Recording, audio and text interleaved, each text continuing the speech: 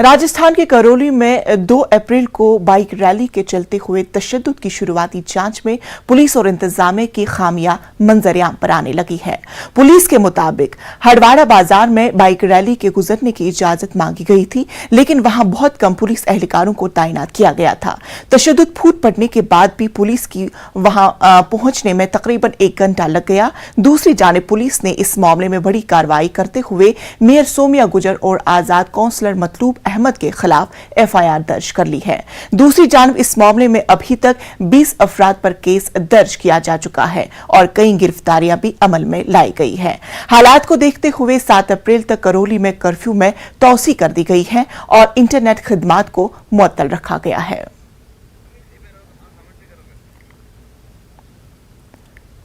करौली में जिस तरह से गुज़श्ता दिनों से तशद्दुद के वाक़यात दरपेश आए हैं, उसके बाद इंतजामिया ने वहां पे कर्फ्यू अमल में लाया, कर्फ्यू नाफिज किया। उसके बाद हालात काबू में हुए, लेकिन अब वहां पे कर्फ्यू में मजीद तौसी कर दी गई है। जांच के दौरान पुलिस और इंतजामिया की खामियाबी मंजर आम पर आने लगी है। पुलिस के मुताबिक हड़वाड़ा बाजार से बाइक रैली के गुजरने की इजाजत मांगी गई थी, लेकिन वहां बहुत कम पुलिस एहलकारों को तैनात किया गया था। तशद्दुद फूट पड़ने के बाद भी पुलिस को वहां पहुंचने में तकरीबन 1 घंटा लग गया। दूसरी जानिब पुलिस ने इस मामले में बड़ी कार्रवाई करते हुए मेयर सोमिया गुजर और आजाद काउंसलर मतलूब अहमद के खिलाफ एफआईआर दर्ज कर ली है। दूसरी जानिब इस मामले में अभी तक 20 अफराद पर केस दर्ज किया जा चुका है। हमारे साथ हमारे नुमाइंदे अरबाज हमारे साथ जुड़ चुके हैं। अरबाज, पुलिस के और भी बहुत सारे इंकशाफात दरपेश है, क्या कुछ है अभी की ताजा सूरत हाल? देखिए, पूरे मामले को लेकर के जो भी एसआईटी की तफ्तीश है वो जारी है। बहुत से लोगों को, जैसा कि आपने बताया, कि अभी इसमें शामिल किया गया है। कई लोगों को लेकर के इसमें फिलहाल बातचीत की जा रही है कि और भी नाम इसमें आ सकते हैं।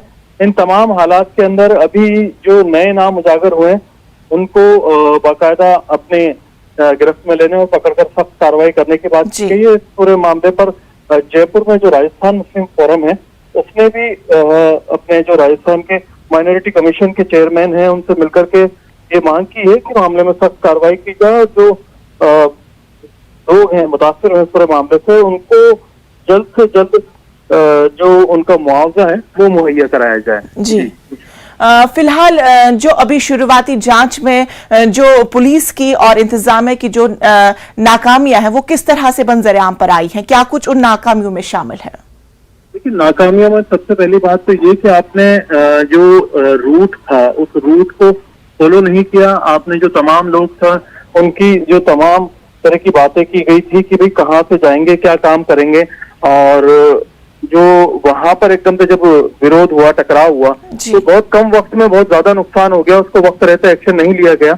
इन तमाम चीजों को लेकर के सवाल खड़े हो रहे हैं कि पुलिस ने लापरवाही बरती, पूरे मामले को हल्के में लिया, वक्त रहते एक्शन नहीं लिया। जो पहले शिकायतें की गई थी 2 दिन पहले तक पीएफआई की ओर से, उसमें भी उन्होंने इस पूरी जो शिकायत को बहुत हल्के में लेते हुए नजरअंदाज कर दिया। बहुत सी चीजें हैं जिनको लेकर के अभी एसआईटी बातचीत कर रही है, जांच कर रही है, हर एंगल से गौर फिक्र करिए ताकि जो मामला है उसमें सख्त एक्शन लिया जाए और जो राजस्थान लॉ एंड ऑर्डर को लेकर के बात कर रहा है वो एक मैसेज दिया जा सके कि हमारे यहाँ अरबाज ये बताए अभी लॉ एंड ऑर्डर की किस तरह की वहां पे सिचुएशन बनी हुई है, क्योंकि तशद्दुद फूट पड़ा था, लोग सड़कों पे आकर एहतजाज कर रहे थे, अभी का क्या मंजर है वहां पे?